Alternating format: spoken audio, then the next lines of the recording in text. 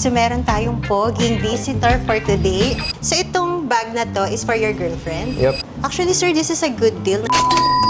Kasi yung mga brand new nito around 150,000 eh. Any advice po for startup CEOs? New day, new bag. So meron tayong poging visitor for today. Parang first time natin mag-vlog ng guy, no? Puro babae most of the time. It's an Bayan. honor. Thank you. Are you a content creator? Well, I do some content on TikTok. I do it for fun. Pero pwede bang malaman ng audience ang yung username? Yeah, my username's @I'm Jake Tew. So you're Chinese. I'm half Chinese, yes. So how young are you? Hulaan mo. Bata pa to eh. Dito na hot 20. seat eh. 27. So itong bag na to is for your girlfriend? Yep. So you ordered a Bottega Veneta mini Jody bag. Actually, sir, this is a good deal, 90,000. Oo nga eh. Kasi yung mga brand new nito around 150,000 eh.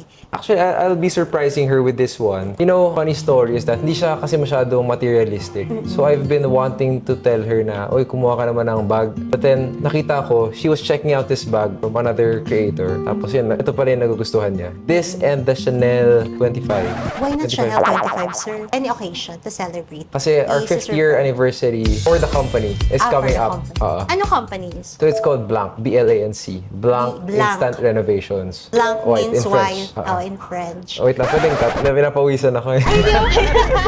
Hindi, gwapo ka pa rin, sir.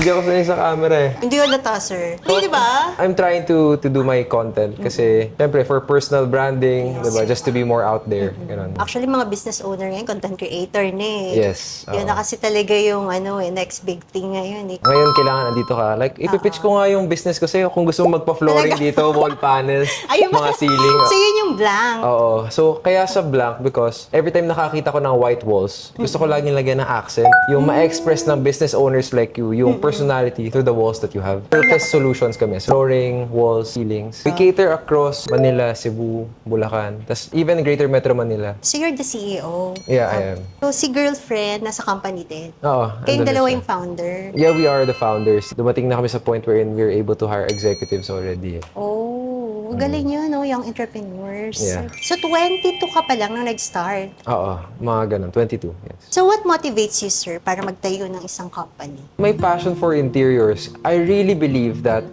the better the interior ng isang lugar, yung mga tao nag-stay doon, mas na-enrich yung buhay nila. Like for example, this store, di ba? If this store did not look like this, baka hindi na ako pumasok kasi hindi enriching eh.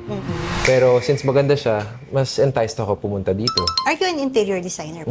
Hindi ako interior designer. I associate nice interiors with happy memories. Ganun. Pero yung idea na about interiors, saan kayo nakakuha ng idea na yun? Or Wala. passion mo lang talaga siya? Oo, talagang since malaki ako, pagka nakaka-stay ako sa magandang lugar, ganun, mas ganado ako mag-aral, mas ganado magtrabaho. Same goes with a nicer house, nicer hotel. Dito naman sa showroom namin, anong pwede mong ma-improve kaya, sir?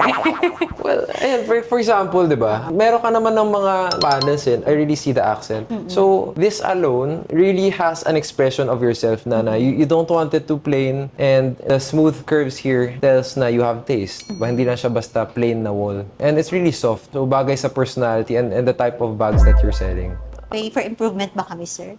Sa For furniture? improvement, Ay, hindi pala sa furniture, more on walls pala, no? Walls walls. and Meron na akong flooring. furniture actually eh. Shoutout ko na lang rin. It's called Casanova. Casanova Furniture. Yeah, kami kasi we're more of sticking towards wood finishes ngayon.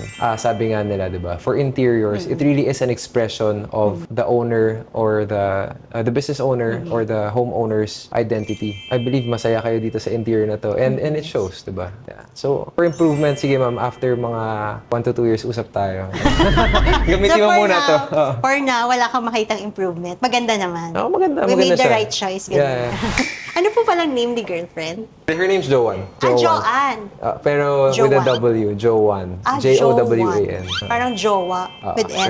Pero may N. Oo. And then si sir, you're looking also for Chanel 25 kasi Yeah. dalawa yung nasa wishlist ni girlfriend, ni Joanne. Pakita lang din natin yung Chanel 25. We have brand new now. Parehas burgundy. Parehong burgundy. Actually, burgundy. pinagpilihan ko nga sila, pero Ay, ang ganda rin ito, sir. This is a Chanel 25 mini, burgundy, tapos silver hardware po siya in calfskin. So this one is 471,000. This is like new. So every year kasi may nilalabas na mga seasonal piece si Chanel. So last year, ito yung nilabas nila. Sige. Tapos this year, meron naman silang Chanel 26. Gusto Okay. mo rin makita, sir? Oo, sige. Ano ba yung Sige. tsura nun? This one naman is Chanel 26 Preppy Coco. Any advice po for startup CEOs? So if I were to give one advice, I'd ask them to focus on their people. By developing their people, letting their people know the purpose of what they're doing.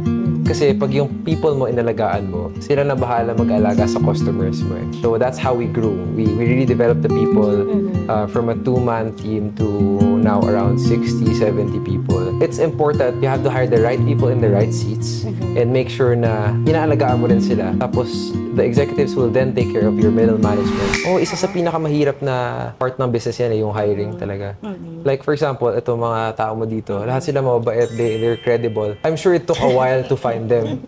Diba? Hindi ka nagpa-micromanage na ngayon, sir? Hindi, not at all. I never was a micromanager. It was the first step to growth eh. Kailangan mong pagtiwalaan yung tao mo. Yes. Then once magawa mo yun, then sila na bahala doon. You focus on the next thing.